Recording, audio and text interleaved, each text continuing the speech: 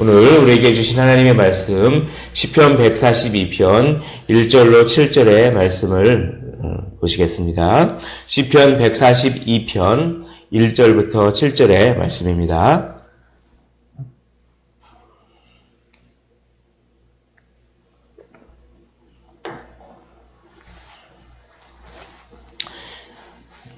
다 찾으신 줄 알고 한 절씩 교독하시고 마지막 절을 함께 읽도록 하겠습니다. 내가 소리내어 여호와께 부르짖으며 소리내어 여호와께 간구하는도다.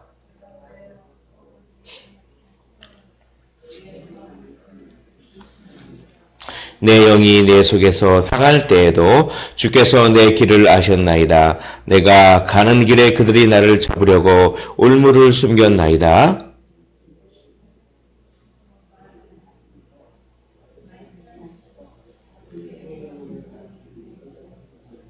여호와여, 내가 주께 부르짖어 말하기를 주는 나의 피난처시요 살아있는 사람들의 땅에서 나의 분깃이라 하였나이다.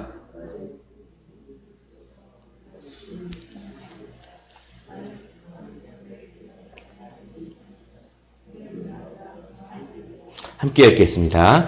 내 영혼을 옥에서 이끌어내사 주의 이름을 감사하게 하소서. 주께서 나에게 갚아주시리니 의인들이 나를 두루리이다. 아멘. 오늘 시편 142편 표제를 보면 다윗이 굴에 있을 때 지은 마스길 곧 기도입니다. 다윗이 기도했습니다. 간절하게 기도했습니다.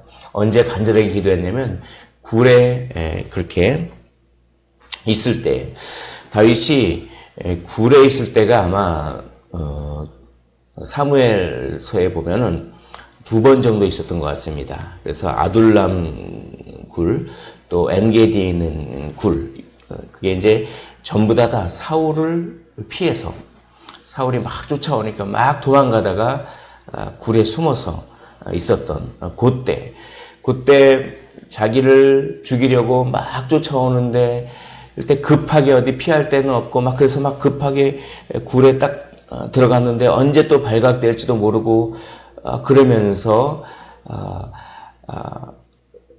갑자기 내 영혼이 나를 도와줄 사람이 아무도 없다, 이런 어떤 불안함과 이런 마음이 막 엄습하면서도, 그래서 오른쪽을 살펴봐도 그렇게 나를 도와줄 리 없고 내 마음을 알아줄 리도 없고 모든 것들이 다 없어 보이는 그때 다윗이 기도합니다. 기도하는데 아주 간절하게 기도하는데 특별히 소리를 내서 기도했다. 이렇게 오늘 이 시편을 보면 소리낸다, 이제 이런 말씀이 많이 강조되고 있는데 1절을 보면 내가 소리내어 여호와께 부르짖으며 소리내어 여호와께 간구하는도다. 기도할 때 묵상하면서 기도할 수도 있고 또 기도할 때 또 여러 가지 방법이 있겠지만 어떤 때는 정말 소리내서 기도하고 싶을 때가 있습니다. 아주 간절하게, 그리고 아주 뭔가 어려움과 고난이 엄습해 올 때 우리는 소리내서 기도할 수밖에 없는 것이 우리 연약한 존재가 아니겠습니까? 무엇을 기도했습니까? 2절에 보면 내가 내 원통함을 그 앞에 토로하며 내 우환을 그 앞에 진술하는도다. 원통함을 먼저 기도했다. 다윗은 사실 잘못이 없었습니다. 잘못이 없었는데 사울이 시기해서 사울이 시기심으로 순전히 그것 때문에 쫓기게 되었습니다. 얼마나 억울합니까? 그래서 이 억울함을 사람한테 그렇게 말할 사람도 없고, 그런데 거기에 굴에 갇혀서 그냥 여호와께 내가 원통하다고 하는 것을 점잖게 얘기하는 것이 아니라 아주 소리내서 저는 정말 억울합니다 라고 막 소리내면서 자기 감정을 다 꺼내놓고 그렇게 기도하는 모습. 그리고 내 우환을 걱정이 되는 거예요. 언제 내가 죽을지 모르겠습니다. 언제 죽을지 모르겠습니다. 제 인생은 왜 그렇습니까? 라고 하면서 원통함과 우환을 그렇게 자기의 감정과 속마음을 그대로 주님께 토로하는 이런 기도를 주님께서 받아주신다. 이것을 성경으로 인정하셨습니다. 그러니까 우리의 마음을 주님 앞에서 솔직하게 꺼내놓는 것을 주님께서는 그것을 인정하십니다. 우리의 마음을 사람에게 꺼내놓으면 부작용이 있지만 우리 마음을 주님께 꺼내놓으면 그것은 정말 내 궁핍함이 변하여 내 노래되었네. 주 안에 있는 자에겐 딴 근심 있으랴. 그렇게 그런 찬양처럼 그렇게 되는 것이죠. 지금 다윗은 굴에 갇혔지만 사실은 굴에 갇힌 것이 아니라 주 안에 갇혀 있는 거나 마찬가지입니다. 왜냐하면 굴에 갇혔어도 그것을 그 굴 속에서 기도한다면 그것은 사실은 굴에 갇힌 것이 아니라 주 안에 갇힌 것입니다. 그러니까 우리가 어려움 속에서 어려움만 보면 어려움에 갇히지만 어려움 속에서 소리내서 기도하면 주 안에 갇히는 것이 됩니다. 그래서 주 안에 계시기를 주님의 이름으로 축원을 드립니다. 자, 이렇게 기도하는데 그냥 기도하는 것이 아니라 특별히 오늘은 다윗이 하나님의 성품에 기대어서 이렇게 기도했습니다. 오늘 3절 보십시오. 내 영이 내 속에서 상할 때에도 너무 속상해요. 너무 속상할 때 어떡합니까? 주께서 내 길을 아셨나이다. 예. 하나님은 내 길을 아시는 분이다 라고 하는 이 하나님의 성품에 기대어서 기도했습니다. 내 길을 아신다는 것은 내 감정을, 내 억울함을, 내 걱정을 다 아신다 이런 의미입니다. 또 한 가지로는 내 문제를 해결해 줄 해결책을 아신다 이것을 기억하는 것입니다.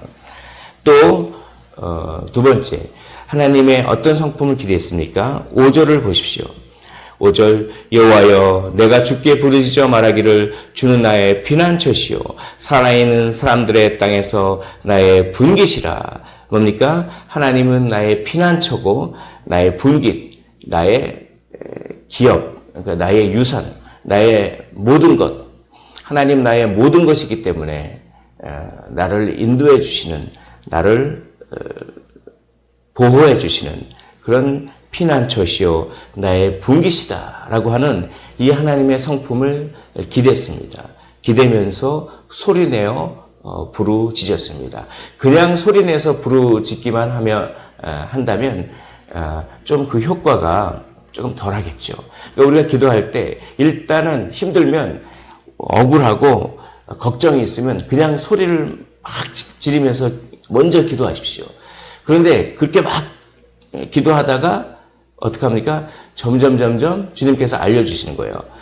하나님은 이런 분이다. 나는 이런 존재다. 나는 이런 존재다. 그걸 알려주시는 것이죠. 그러면 그렇지. 하나님은 이런 분이지. 하나님은 이런 분이지 하면서 그 성품에 기대해서 기도하게 됩니다. 그러면 거기서 억울함과 나의 걱정이 다 녹아내리는 것입니다. 그런 것들이 다 십자가에 못 박게 되는 줄 믿습니다.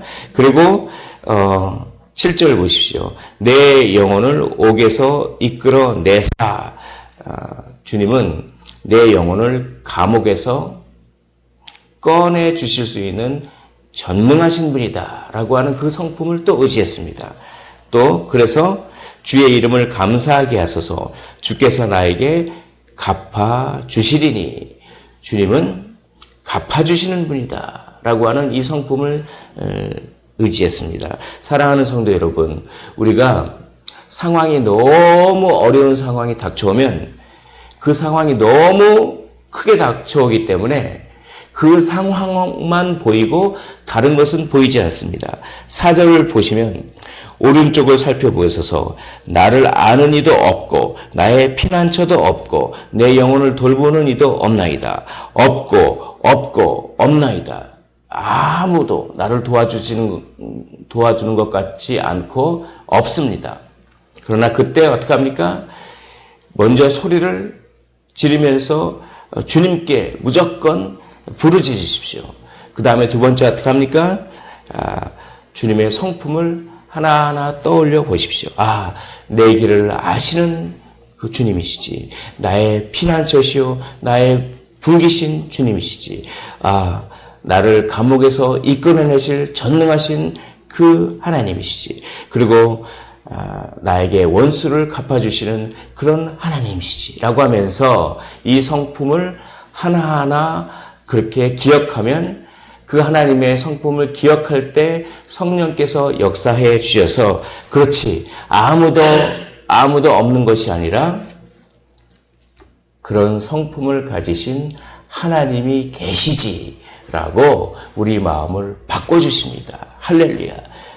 그럴 때 억울함이 녹아내리고 우환과 걱정이 녹아내릴 것입니다. 우리는 이렇게 주님의 성품에 기대어 기도할 수가 있는 것입니다. 눈에 아무도 안 보여도 주님은 항상 우리 곁에 계십니다. 우리가 주님의 성품에 기대서 기도할 수 있는 이유는 실제로는 정말 아무런 도움이 없으셨던 분께서 그것을 경험하셨기 때문에 우리는 그런 아무도 없는 상황에서 주님을 바라볼 수 있습니다. 우리 주님은 십자가에서 아무런 도움도 없으셨고 정말 암흑 속에서 나의 하나님 어찌하여 나를 버리시나이까 라고 아무런 도움이 없는 곳에서 형벌을 다 당하셨기 때문에 우리는 아무런 도움이 없어 보이지만 그 주님을 의지할 때 십자가 그늘 밑에 나올 때 우리는 우리의 영혼을 감옥에서 건져내실 그분을 의지할 수가 있는 것입니다. 오늘 말씀을 정리하도록 하겠습니다. 먼저 소리 내십시오. 소리 내셔서 여호와께 간구하십시오. 두 번째, 하나님이 어떤 분임을 하나님의 성품을 하나하나 기억하시기를 원합니다. 나를 아시고 피난처 되시고 분기시며 나를 꺼집어내실 주님을 의지하십시오. 마지막, 우리가 그렇게 의지할 수 있는 것은 예수 그리스도께서 십자가를 지셨기 때문이라는 것을 늘 기억하시고 내 눈을 밝히 떠서 주님을 볼 때 주님의 십자가의 능력이 보일 줄 믿습니다. 기도하겠습니다.